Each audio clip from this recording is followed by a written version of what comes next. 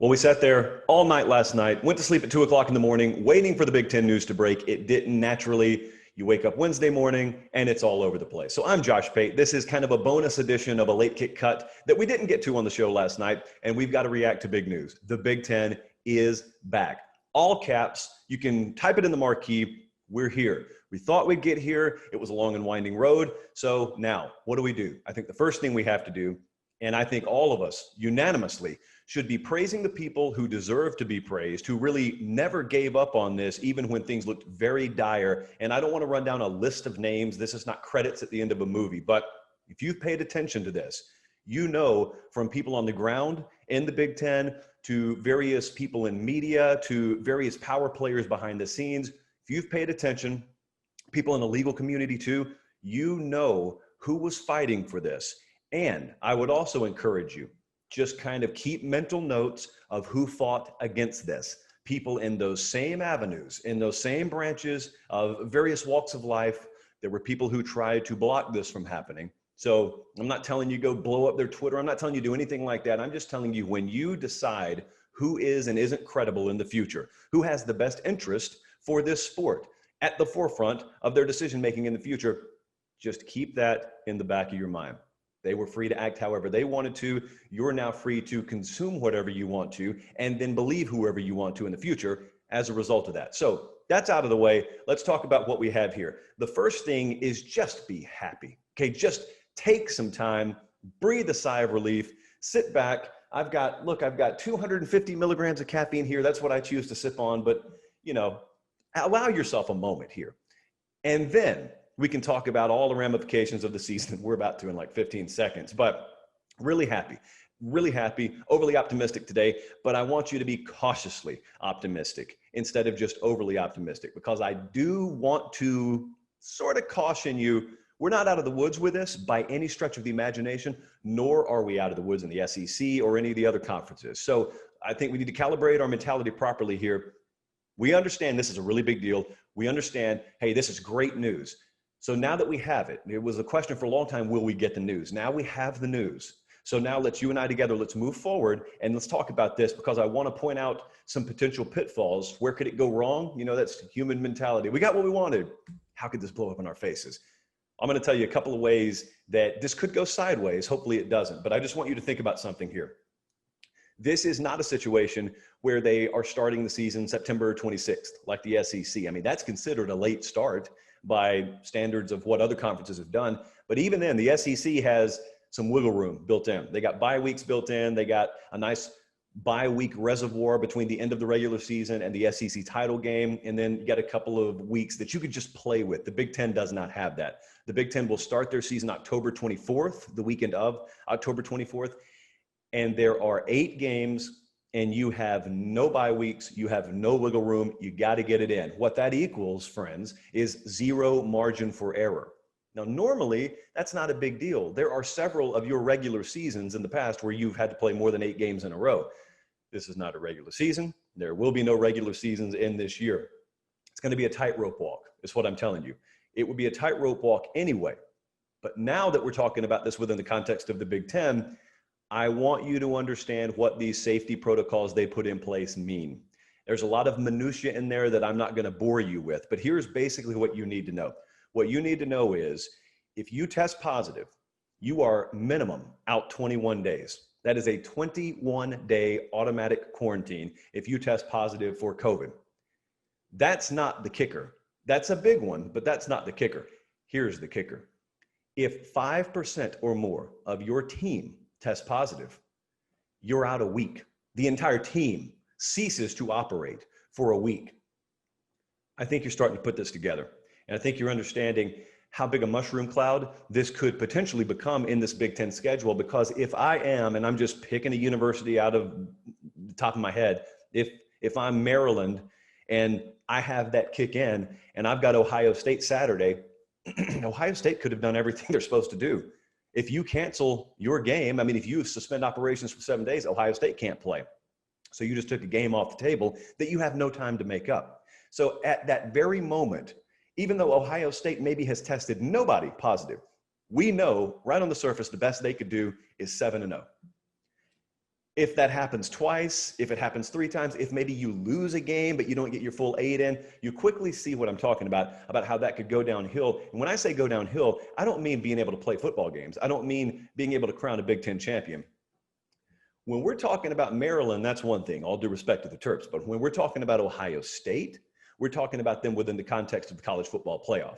So that's really the next big point of contention here, and was a point of contention this entire time, is are they going to be able to play in the playoffs? Now, the conventional thinking out there is yes. They have made these moves on this kind of seemingly, to them, expedited timetable.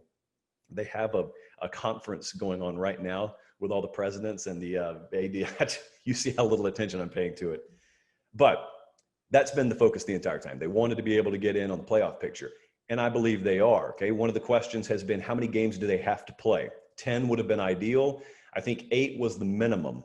6 was going to be a no-go for even me. Don't care if Ohio State looks like they could beat the Bengals next week. It was going to be a no-go for me just because there's a minimum baseline of pushback that you have to have been presented with in terms of a schedule in order to qualify. Same reason I haven't supported a lot of G5 teams making the playoff, even if they're undefeated. So for different reasons, I thought that even this Power 5 conference, being the Big Ten, you got to play at least 8 games.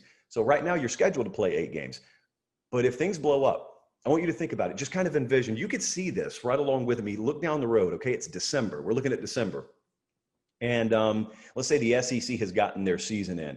And we're talking about comparing resumes for the college football playoff. And let's say Alabama has gone and won the SEC title, and they're going to be in. Clemson has won the ACC. They're going to be in. And, maybe let's say Texas, since I picked Texas. Let's say they're in the playoff too.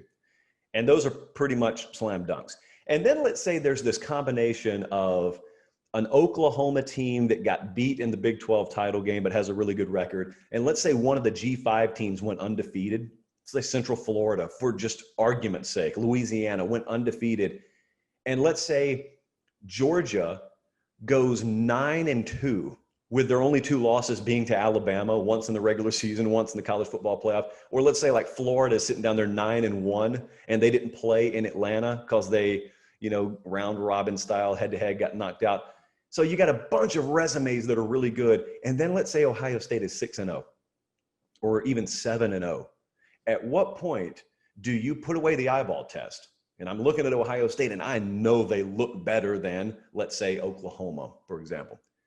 But I cannot in good conscience put them in because they only played 6 games. Oklahoma over here played an entire season. You see how that could quickly snowball. And you also see how I don't think it is the worst suggestion in the world to suggest that, of course, whether they use the word unanimous a million times today, you and I both know this was not unanimous, or we think we know this is not unanimous. There are people up there, even as we speak right now this morning, that don't want to play football.